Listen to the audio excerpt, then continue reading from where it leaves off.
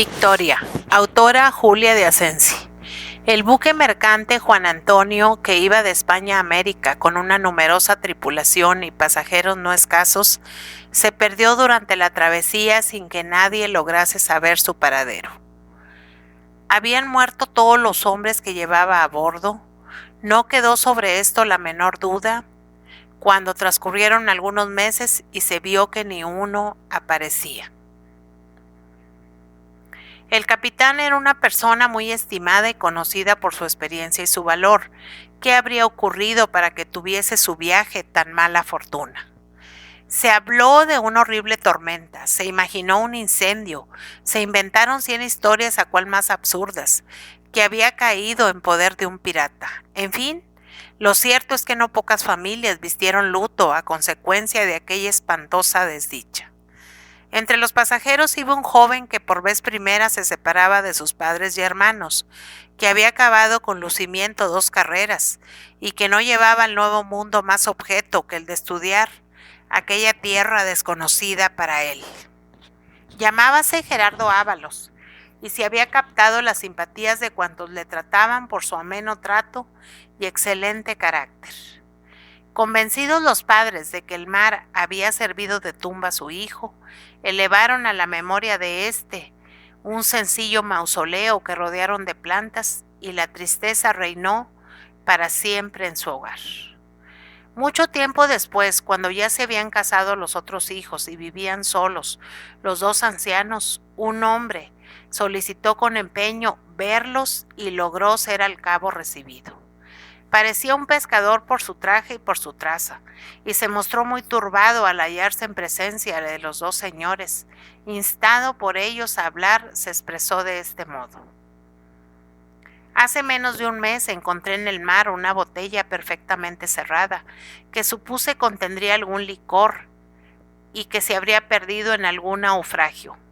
La abrí al verme solo en mi casa y contenía un rollo de papeles muy finos, escritos con letra menuda y dirigidos a ustedes.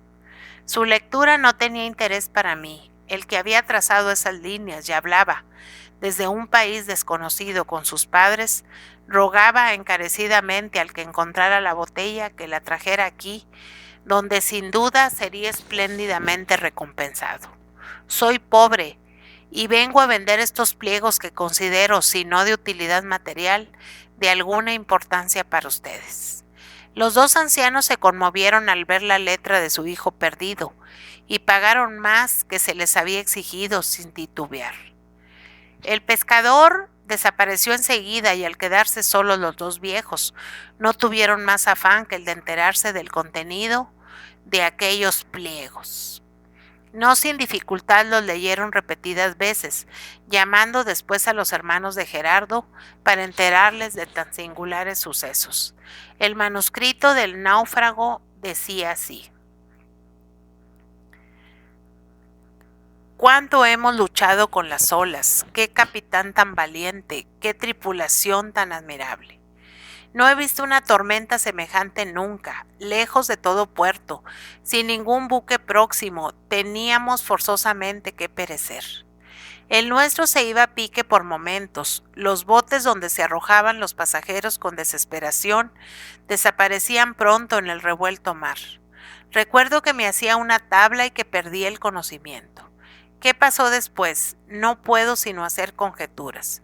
Sin duda una ola me lanzó a unas peñas donde me herí ligeramente y en las que me hallé casi desnudo, rendido, calenturiento, sintiendo el doble martirio del hambre y de la sed. Me incorporé, dirigí mis miradas al océano apaciguado ya y no vi los restos del Juan Antonio, que debía haberse sumergido por completo. Era indudablemente el solo náufrago salvado. ¿Qué iba a ser de mí? La tormenta había cesado, esta nos había sorprendido muy de mañana y era bien entrada la tarde cuando logré hacerme cargo de mi situación. ¿Hacia qué punto me encontraba? ¿Había alguna hospitalaria tierra cerca de allí? ¿Hallaría quien me socorriese? No sin dificultad conseguí levantarme, y caminando muy despacio subí por las peñas. Estando a bastante altura vi que al lado opuesto había un paisaje encantador, una isla de verdura con magníficos árboles, bellos arbustos y preciosas y variadísimas flores. Aquel ignorado Edén, a pesar de su hermosura, no dejó de entristecerme porque parecía inhabitado. Casi arrastrándome bajé a él y vi en algunos de sus árboles y al pie de estos desconocidos frutos que mitigaron mi sed y reanimaron mis desfallecidas fuerzas. La isla no parecía grande, pero no la pude recorrer aquel día porque era tarde. Temía me sorprendiese la noche y además estaba muy cansado. Busqué un sitio donde pudiera dormir y encontré un lecho de césped. Cerré los ojos y permanecí en profundo reposo hasta la mañana siguiente. El sol bañaba la isla con sus puros rayos. Las flores cuajadas de rocío despedían gratísimos aromas y parecían adornadas con magníficos brillantes. Los pájaros de mil colores cantaban en las ramas de los árboles, y jamás concierto alguno fue para mí tan bello como aquella encantadora música. Cosa extraña, algunas avecillas comían los frutos caídos ya maduros, y al acercarme yo no se asustaron ni huyeron de mí. Hubiera podido cogerlos sin la menor dificultad. Gigantescas mariposas, azules como el cielo las unas, negras como mis sombrías ideas las otras, encarnadas y de variados matices las más, volaban de una en otra planta, bebiendo en los cálices de las flores las perlas de la aurora. Habiendo recuperado mis fuerzas casi por completo, quise conocer aquel desierto, que era mayor de lo que suponía, y anduve por él largo rato, sin que nada nuevo excitase mi atención. Pero de repente me detuve ante lo más extraño que hubiese podido hallar allí.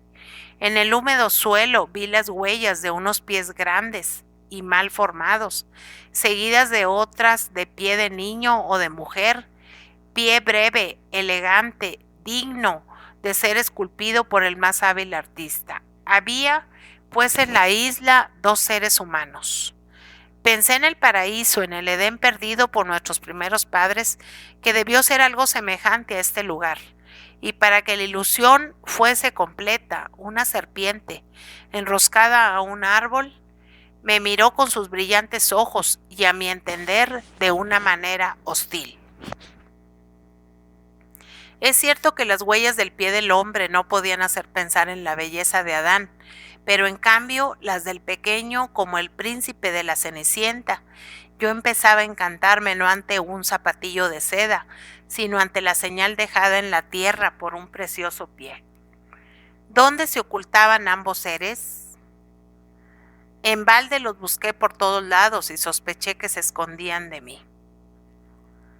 La soledad me aburría. Felizmente el hallazgo de una caja que contenía algunos pliegos de papel, una pluma de ave y un líquido, que aunque no era tinta podía suplirla bien, me sirvió de distracción y me guardé todo, proponiéndome trazar mis impresiones en aquellas abandonadas páginas, por si acaso algún día me era fácil enviarlas a Europa o llevarlas yo mismo a mis padres.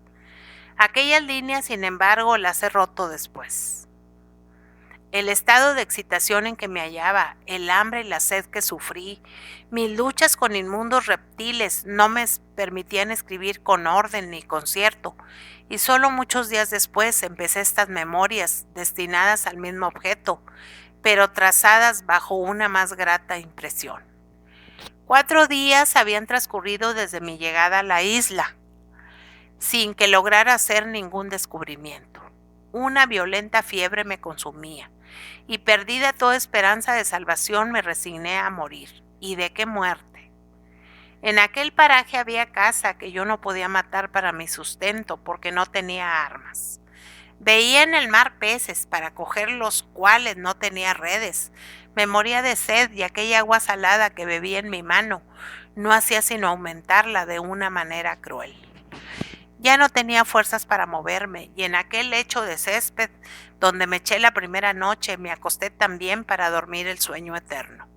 Di un mudo adiós a mis padres, a mis hermanos, a mis amigos, Pensé en mis ilusiones desvanecidas, en mis irrealizables esperanzas y ambiciones que me habían separado de los seres que amé y me amaron en la tierra, y cerré los ojos pensando que no volvería a abrirlos jamás. La noche estaba hermosa y despejada. La luna iluminaba el paisaje, cantaban los pájaros y las flores me enviaban sus mágicos perfumes. De repente creí escuchar rumor de pasos, pero de pasos que se recataban, y una sombra se divisó a corta distancia que fue acercándose a mí lentamente. Un rostro se inclinó sobre el mío y le miré y vi una figura encantadora, con cabellos castaños, largos y flotantes, ojos claros, delicada frente, boca de grana. Los rizos rozaron mis labios y los besé. Llevaba un traje masculino de pieles y plumas, un verdadero traje de salvaje que completaban un arco echado a la espalda y un carcaj con flechas. «Víctor», gritó una voz a lo lejos. «Padre», contestó el ser que me miraba. Oh, desencanto, mi Eva era un niño, o más bien un adolescente. En aquel paraíso faltaba el mejor ornato, la mujer. «¿Qué haces?», repuso el padre. «Ver si se ha muerto ya de hambre el forastero. Está ahí, seguramente». «¿Muerto?». «No, vivo». «¿Respira?». «Sí», contestó riendo. «Respira y besa». El padre, alarmado, se acercó a mí y yo volví a cerrar los ojos y procuré no moverme. «Como todos», murmuró sin que entendiera el significado de sus frases. «Si no quiero tener graves disgustos, será preciso que me libre de él». «No le mates, padre», dijo el niño con su dulce voz. «¿Por qué?», preguntó el viejo preocupado. «Porque es joven y bello y porque me es simpático». «A ti». «No lo extrañes», prosiguió Víctor. «No he tenido un amigo jamás. Tú eres ya viejo para acompañarme. Este pobre náufrago vendrá a cazar conmigo. Tenderemos juntos nuestras redes, nos haremos mutuas confidencias. Él explicándome lo que ha visto más allá de estos mares, yo contándole mis sueños». «No puede ser». «Tú dices que no vivirás muchos años», continuó el adolescente, «y que yo no podré salir nunca de aquí, porque estamos en un oasis en medio de un desierto de agua. ¿Qué quieres que haga solo cuando tú me faltes? 14 años hace que estamos aquí y este es el primer hombre que llega a la isla. Acógele como a hermano y ofrécele tu leal hospedaje».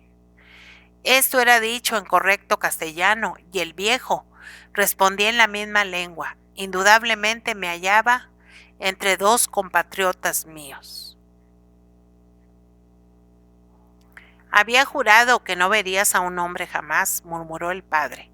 «Dios te hace faltar al juramento y no tu voluntad. Vamos, sé complaciente, déjame darle de beber». El niño se arrodilló a mi lado y me presentó una redoma hecha de una extraña raíz. La acercó a mis labios y yo, dejando ya el disimulo, bebí con avidez. No sé lo que era aquel líquido, pero lo encontré delicioso. Víctor me contemplaba con infantil curiosidad, mientras su padre, triste y pensativo, fijaba en nuestro grupo una distraída mirada. Debía ser bastante viejo, tenía los cabellos y la larga barba de una blancura deslumbradora, e iba vestido igual que el adolescente. «¿Cómo se llama esta isla?», le pregunté. «Victoria», contestó el anciano. «¿Pertenece a Inglaterra?». «No, es mía, y le he dado el nombre de mi hijo». «Ah, ¿es de usted?». «Nadie conoce este lugar más que los tres. La casualidad nos trajo a esta tierra hace 14 años, de igual modo que a usted hace 4 días. Me era grato nuestro aislamiento, pero ya que está aquí, y que Víctor se interesa por usted, viva. Pero ojalá no tengamos nunca que arrepentirnos, usted de haber llegado, ni de haberle recibido yo. Salvada mi existencia gracias a la intercesión del mancebo, fui curado por su padre, pero no me dieron un asilo en su morada. Esta estaba en las rocas, formada por grutas naturales, en las que no me permitieron entrar. La más dulce amistad nos unió en breve. El viejo era un sabio. El niño una criatura encantadora, buena y sencilla, a la que no se podía menos de amar. El primero me refirió su historia. Ya anciano se había casado con una bella joven que pagó sus beneficios, pues la había sacado de la miseria con la más negra ingratitud. Un día huyó de su hogar dejándole un hijo de pocos meses, triste fruto de aquella unión. Vivió el desesperado, anhelando vengarse de aquella infame mujer. Supo que iba a partir para América y tomó la resolución de seguirle en el mismo buque. Este naufragó después de extraviarse como el Juan Antonio, y como este quedó sin capitán, sin tripulación y sin pasajeros, el padre de Víctor sabía nadar muy bien. Cogió a su hijo, lo sujetó como pudo a su cuello y se arrojó a una balsa, rechazando duramente a su mujer, que quería seguirle e imploraba su perdón. Fueron juguetes de las olas mucho tiempo, y ya de noche, sin saber dónde estaban, la balsa se estrelló contra las peñas, arrojando al agua al padre y al niño. Después de inauditos esfuerzos llegaron a la isla, de la que no pudieron salir más. Como era hombre entendido, encontró el medio de vivir en aquel país inculto, no careciendo de nada. Enseñó a leer y escribir a su hijo, y la caja encontrada por mí contenía un papel y una tinta hechos por él. No le hablé de aquel hallazgo porque me convenía conservarlo. Yo no tenía historia y le referí lo poco que mi pasado encerraba. Creo que llegó a reconciliarse conmigo. Sin embargo, notaba siempre en él algún recelo, y mi amistad por Víctor le contrariaba vivamente. Temía que compartiese conmigo el cariño que antes el joven le profesaba únicamente a él. Cuanto más se obstinaba en separarnos, más el niño deseaba aproximarse a mí. Buscaba mi conversación y mi presencia, y por mi parte también me sentía atraído hacia él por una misteriosa simpatía. Víctor deseaba estar a solas conmigo, pero su padre nos acompañaba siempre. A pesar de su avanzada edad, el cansancio nunca le rendía, y ya fuésemos de casa, ya a recorrer la isla, no nos abandonaba jamás. 2 veces le sorprendí pronto al lanzarme una flecha, una de esas flechas de los salvajes cuya herida es mortal. Pero al verse descubierto cambió con destreza la dirección y no me atreví a reprocharle nada. Quizás aquello había sido una ilusión mía. Nada indicaba que tuviese tan grande animosidad contra mí. Comía en medio del campo con el viejo y el niño. Seguían a estas páginas otras muchas en las que Gerardo Ábalos narraba sucesos sin importancia de su monótona existencia, viendo pasar los días y los meses sin pena por hallarse en aquel destierro. Si se exceptúa la que le causaba el estar separado quizá para siempre de su familia, y luego continuaba así el manuscrito. Para celebrar el aniversario de mi llegada a la isla Victoria, el viejo me convidó a visitar su gruta por la primera vez. Quería que comiésemos allí. Era su morada bellísima y no carecía en absoluto de comodidades como había sospechado. Había en ella muchos objetos que no podían estar fabricados por el anciano. Y este me dijo que en efecto eran restos de un naufragio, el del buque en que iba él, que pudo recuperar milagrosamente, sacándolos más tarde del mar. La mesa estaba puesta. Sobre ella se veían apetitosos manjares y extrañas bebidas. Aprovechando una momentánea salida de su padre, Víctor me dijo: «Bebe de todo lo que quieras, menos de ese licor verde». «¿Acaso está envenenado, niño?», le pregunté. «Pudiera ser», me respondió. «Tan mal me quiere tu padre, te odia». «¿Y por qué?». «¿Por qué?», repitió mirándome con ternura. «Porque yo te adoro y tienes celos».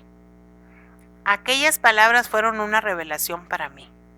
No eran las frases que podía emplear un amigo para otro amigo. No era posible que salieran de otros labios que de los de una mujer. Miré fijamente al niño, y al ver su rubor comprendí que no me había engañado. El viejo había trocado el nombre, y el traje de su hija. Víctor, o mejor dicho, Victoria, era una bellísima joven que me amaba y de la que yo había hecho mi ídolo sin sospecharlo. Ahora me explicaba la influencia misteriosa que ejercía sobre mí, por qué me sometía con placer a todos sus gustos, por qué vivía contento allí. Desde el momento en que había una mujer en la isla ya podía comprenderse que se encerraban en ella los encantos del mundo entero. La comida fue triste, el anciano no hablaba y Victoria y yo sosteníamos un diálogo con los ojos, haciéndonos confidencias, enviándonos promesas y suspiros y jurándonos eterno amor. Arrojé al suelo el licor verde que me fue servido y perdoné al padre que quería asesinarme por afecto a la hija. ¿Cuántas veces burlamos la vigilancia del anciano para vernos a solas? Victoria confirmó lo que había yo sospechado y nuestros coloquios de amor no tuvieron fin. Ya no me importaba haber muerto para el mundo, ni mis estudios inútiles en aquel desierto, ni las zozobras pasadas. Amaba y era amado, ¿qué más podía desear? Sí, era amado como jamás lo fue mortal alguno, por una mujer que no había conocido a otro hombre, ni había de tratar a ninguno nunca. El anciano supo al fin nuestras relaciones. Se mostró muy afectado al principio, pero al cabo nos perdonó. Tenía que ser así, dijo. En balde quise hacer de mi hija un hombre sin corazón. El amor germina en todas las almas y bajo todos los climas, y la mujer es siempre mujer. Quiérela mucho, Gerardo, y después de mi muerte, cuando te falten mis consejos, considérala lo mismo que hoy. Desde entonces el padre de Victoria cambió totalmente y me trató con el mayor afecto. Con él he aprendido mucho, todo lo que un hombre puede estudiar, excepto el medio de salir de esta isla. Ninguna barca nos llevaría lejos, y son tantos los escollos que hay en este sitio que con toda certeza naufragaríamos. No importa, he aquí el paraíso terrenal, para nosotros no hay más mundo que este nido, donde somos felices porque nos amamos. Solo tiene un inconveniente, no somos inmortales, y el fin del primero traerá la desesperación a los otros. Este manuscrito lo dedico a mis padres, voy a encerrarlo en una botella, única que tenemos. A falta de lacre la cubriré con una resina que he visto lo puede sustituir, y luego la arrojaré al mar. Si Dios quiere que ellos sepan que vivo y soy dichoso, la hará llegar más o menos tarde a sus manos. Si no, me llorarán perdido para siempre y sus oraciones aumentarán mi ventura. No los olvido, y Victoria y yo los amamos y bendecimos con todo nuestro corazón. Después de estas líneas, Gerardo Ábalos había firmado el manuscrito, poniéndole luego la dirección de la casa de su familia, donde, como hemos dicho al principio, lo había llevado el pescador.